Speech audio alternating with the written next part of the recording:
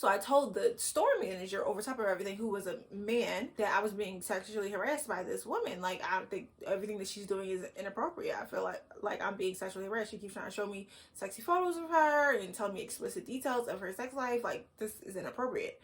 And he thought it was so funny. Monica, Monica, Monica, oh Monica. Nah. Everybody owes Monica an apology. Monica been since this was on some bull. Let's talk about how I became a full-time fashion designer and boutique owner. Starting with number one, I went to college for fashion design, right?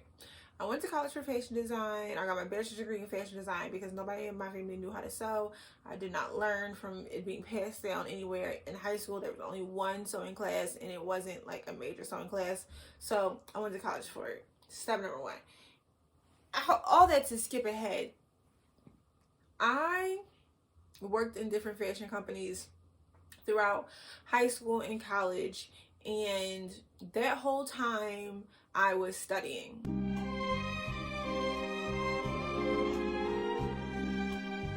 Like, I took my college education and my self-made education in fashion design very seriously, to the point where I would work at fashion stores, like retail stores and manufacturing companies, and do internships, and I was obsessed with learning every little detail that was in fashion design. I would learn visual merchandising. I learned hand beading. I learned hand sewing. I learned industrial machine. I learned home sewing machines. I learned fabrics and fabrication. I learned selling on different websites. I learned how to build different websites.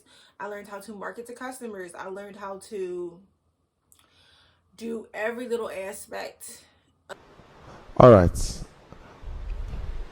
I'm watching. What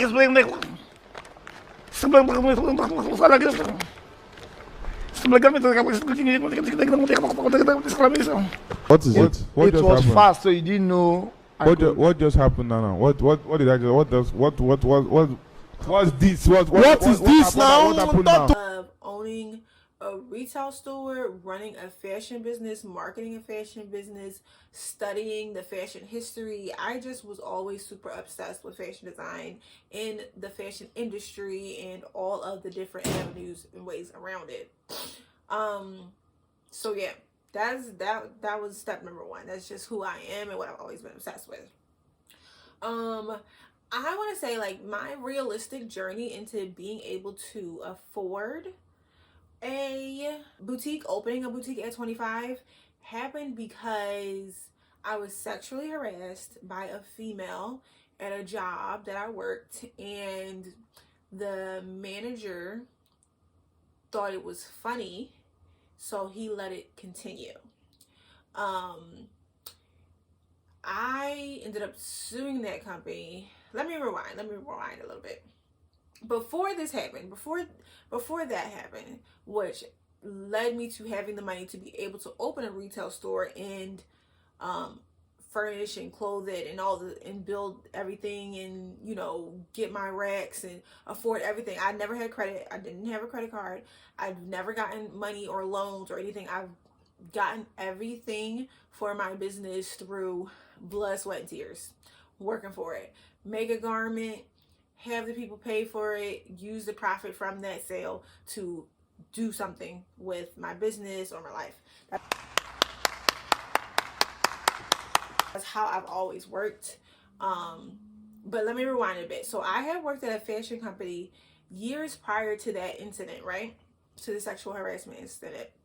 I worked at a fashion company years prior, and after working at that company, I got a letter in the mail that said there was a class action suit being brought against that company, and if I was to contribute to that lawsuit, I could possibly get financially paid from it. But I didn't necessarily think about it. I think I might have been like 22 at the time, so it wasn't a big deal, whatever. The class action suit was someone who said that company was racially profiling the people who work there and not giving them the same hours and benefits and tasks that the white counterparts were getting. So all I did was, add to the lawsuit and say my personal experience working with the same company, which was similar. Saying that, yes, I did notice that the white managers got more hours than I did as a black manager. Yes, I did notice that they got more bonuses. Yes, I did notice that they got to go on the business trips. Yes, I did notice that and I didn't say that I personally felt like I was being discriminated against, because honestly, at the time that I had that job, I might have been 20 or 21 years old. So I didn't know that as a store manager, I was supposed to have the same benefits as the other people, because I thought maybe they weren't giving me those because I was a college student, not thinking they weren't giving me those because I was black. However, my experience was the same experience that this person had. And 2 years later, I got in the check in the mail for thousands of dollars. And that was the first step to me getting a whole bunch of stuff for my brand. This was shortly after I graduated college, maybe 2 years after I graduated college, when I was no, maybe when I was 23. Maybe when I was 23, I actually got the check in the mail, and I wasn't even expecting it. I was like, what is this from? And I didn't realize that you could add to somebody else's lawsuit and get a check in the mail. Like, I didn't do it for that. That was crazy to me. And I was like, oh, okay. So I ended up using that money to buy 3 different sewing machines, a cut table, fabric, stock. I made my first sewing studio in the basement of my dad's house. Got a good mannequin, started having customers and clients. Like, I redid the basement, set it up like my first, if I have a picture, I'll insert it. If I don't, I'm sorry. But it was my first like sewing studio, and that is what funded that. Moving forward, years later, when I worked at this company, a different company, I started to be sexually harassed by a woman who was married to a man. And we were both assistant managers. And sorry, I'm always going to keep sniffling, my bad. We were both assistant managers, and she was married to a man, and she kept hitting on me. She kept showing me photos like, oh, look, I'm going to send this sexy video to my husband. Look at this video. And I'm like, I don't want to see the video. I'm fine.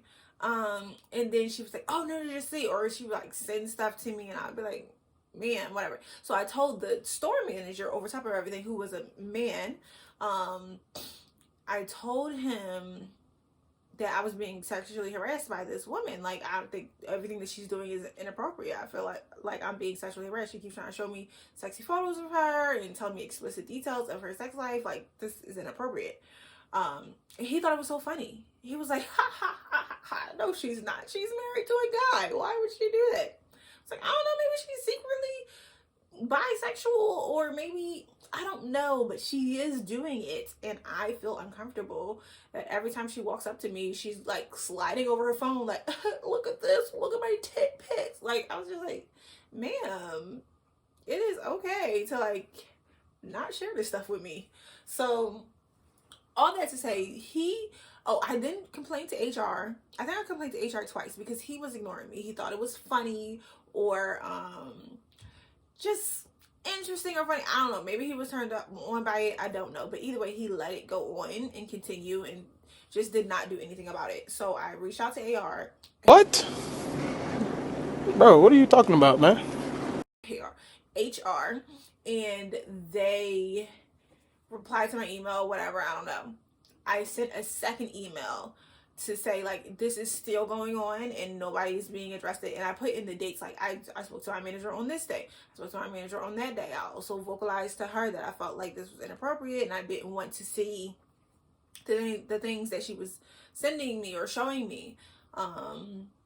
The manager then took me off schedule. He put me on schedule from like 1 to 2 days a week, and then gave the other lady 5 days a week. So basically, he put me on her 2 days off as a solution to keep us separate, but you took away my livelihood. I was living off that check, and now I went from having a full-time job to a barely part-time job. So I felt like that was not fair. Eventually took me off the schedule completely, and I was without a job. So, okay, cool. Now that I have the back history of knowing, like, you can sue a company for being mistreated at work, maybe I should sue. So I did that. I sued the company for the sexual harassment that I ended up enduring, as well as the manager. I don't know if that would be sexual harassment, or he created a hostile work environment by letting the sexual harassment go on for way too long. And whatever, did the lawsuit. Years later, maybe another year later, again. Well, no, this one was different because I actually had to go to like a litigation with like a lawyer, my lawyer, and the company's lawyer. But either way, I got a check for like the result of that was a check for another couple $1,000, less than 10K though. But which honestly, if I had a different lawyer, that would have turned out differently. But whatever. I don't think that was a good amount for the situation that I had to go through, but either way, whatever. I ended up using that money as my deposit or down payment for my boutique location. And I say all this to say, like, a lot of people leave out the part of where they got the money from in their story of how they started their business, and I want to be super upfront, like, no, this is actually how I got the money. Like, yes, I probably could have saved up $5,000 to $8,000, and for sure I had a couple $1,000s saved up by the time I actually opened, but that money was the push forward that I needed in order to feel secure in jumping off the cliff of being a full-time entrepreneur. So that's literally how I did it, as far as putting down the first last insecurity on a boutique and having the money cushion to stay open without sales for the first couple months. Like, that was a big factor, because again, I did not have credit. I didn't have any credit cards. I did not have financial backing from family or friends. I did not have the luxury of being able to call somebody I know to front me the money. I literally got it out of saving my money from a job that I had in this lawsuit. So that was it. Now, on to the fashion story, right? Initially, I did not want a boutique. Initially, I wanted an office space. So I started looking for office space so that I could have another private studio in Philly, because my dad's house was in Jersey and I wanted to be in Philly, closer to where all the things were happening, right? And I loved the South Street location because I felt like it had fashion and art and all the things. It had the customer base that I was looking to provide custom items for, as well as Queen Village in Philadelphia is one of the highest paid areas where people make the most money. And if you don't know, you should know. You need to check the location of where you put your business by ranking what the people in that area make and can afford. My business is mostly custom luxury alterations and gowns and women's wear, and the type of people that can afford that live within that business district. All that to say, I ended up deciding that I wanted to open a boutique instead of have another studio space, because I wanted walk-in traffic. I wanted the ability to make money even if I didn't make a thing that day. I wanted to be able to sell clothes when I wasn't making clothes and have the option of making money two ways. So, or three. One, being my brand. Two, being alterations. Three, being walking customers who buy stuff off the rack. So it opened me up to having more opportunities to make money. So the back of my store is like my sewing machine and equipment and threads and all the things. And the front of my store is a regular boutique. And most days I'm in there just sewing, working on my collection or doing alterations. And people are walking in and out. Sometimes people buy, sometimes people don't. But either way, I'm making money from a source. Now I make money in that store 10 different ways. From other designers hosting other designers' collections and being able to charge a commission fee for their stuff being in my store. Another way is renting clothes out, where we charge 25% per week the cost of the item. So let's say somebody wants to rent a gown that's $1,000, let's say, it's $250 a week, and if they don't return it in 4 weeks, then they just paid for the whole gown. It's up to you. But that's another way we make money. Also doing videos and lives and teaching, we make money off of that. But there's so many ways to make money, and I think the biggest difference in how I make money as a custom fashion designer versus how other people make money is I opened a boutique, and it gave me access to more clients, more opportunities to make money. So let's talk about the collection side. Making money as a fashion designer. So again, I mostly make luxury gowns and women's wear. So the way I mostly make money is during prom and wedding season and doing those individual orders throughout the year, right? I now pay some seamstresses and manufacturers to make some gowns for me, as well as make some myself and teach my interns how to make and work on them as well. However, that is my main source of income, and I make money from my website as well, which hosts my collection. And I also make money from my booking site as well, where people can book me or a seamstress that works for me in order to get custom alterations done. Let's say if they want alterations done on a dress that they've had, or the zipper is broke, they'll book an appointment to get that. Or people also come in to get booked to get their measurements done. A lot of people don't know their measurements, and even if you don't buy from me, let's say you're buying online, you would still want your measurements done, and a lot of people don't know how to do their measurements. So I also get paid from that and that can be women or men. I have men often come in to get their measurements done so they can order a suit online, because I no longer do custom menswear. And yeah, we charge to do their measurements. It's a quick, easy fee between $10 and $25. It only takes about 5 minutes to do somebody's measurements. But there's a lot of ways to make money. And I'm saying all this to say, these are the things that made it possible for me to be a full-time entrepreneur, fashion designer, boutique owner, was creating a system in a space where I could do multiple things with a tidbit of time in order to get the most profit and money. Yeah, but back to fashion design. I'm sorry, I'm skipping all over the place. But so I make most of my money from my Monica Monique collection during the top of the year, between January and June, and that money honestly lasts me throughout the rest of the year. It's 6 figures. I'm trying to do 7 figures this year in 2025. Let's hope. Let's pray on it. Let's pray on it. But that is one piece of my money, right? And that's from my website and my in-store sales of the Monica Monique brand.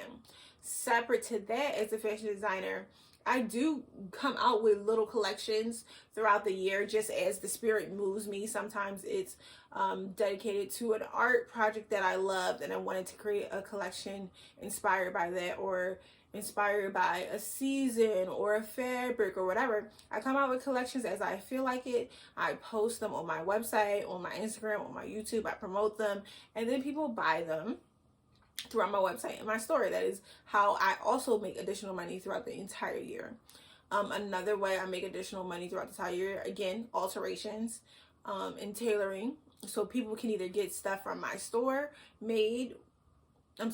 get stuff from my store and have those pieces altered, or they can bring in stuff that, let's say you order something on Fashion Nova and it's too long and you want a hem, you can also get that altered at my store. And it's not always me, sometimes it's other people that work in my store as well. But all of these ways is how I'm able to afford being a full-time entrepreneur.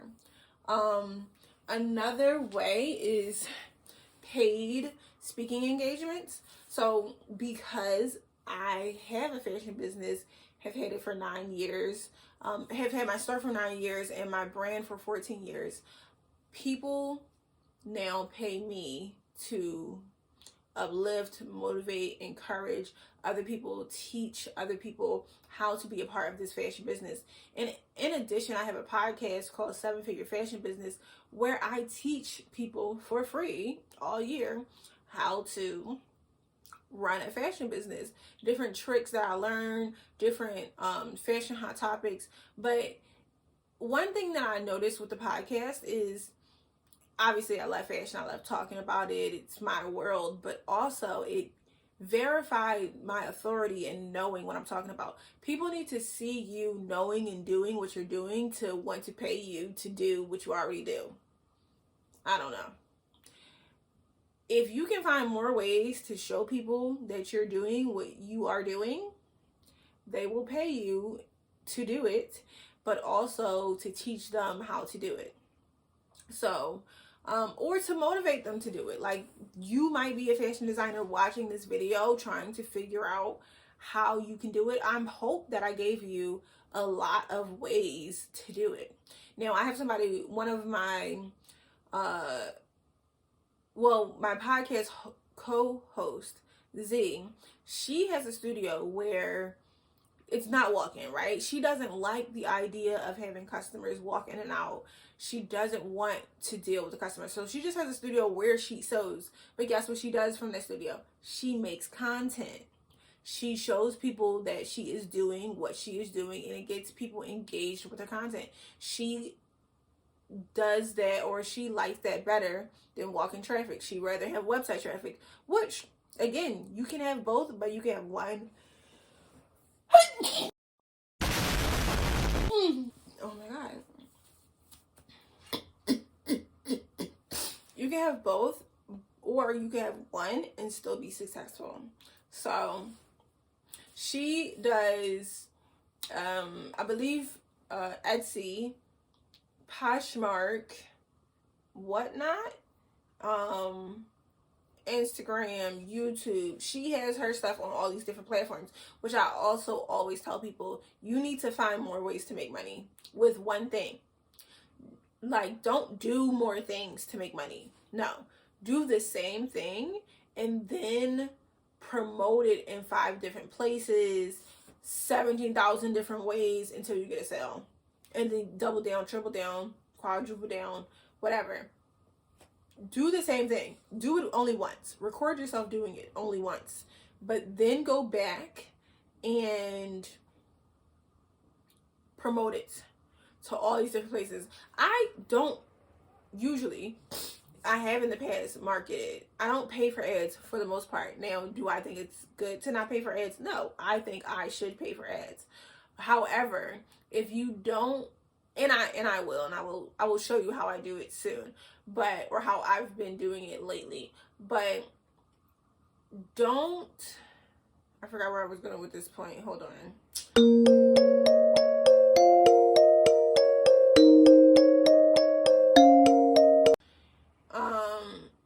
Don't do more things and then try to promote all the different things. Just do one thing and promote it in 5 different places. You can promote the same thing 5 different ways, but only do the one thing, and only do the one thing once. Record it, chop it up different ways, promote it different ways, put it different places, and let that be done.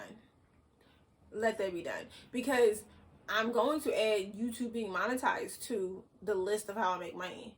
I already had my, back when, I don't know if Instagram even is monetizing accounts anymore, but my Instagram used to be monetized. I used to make money off of posting on Instagram.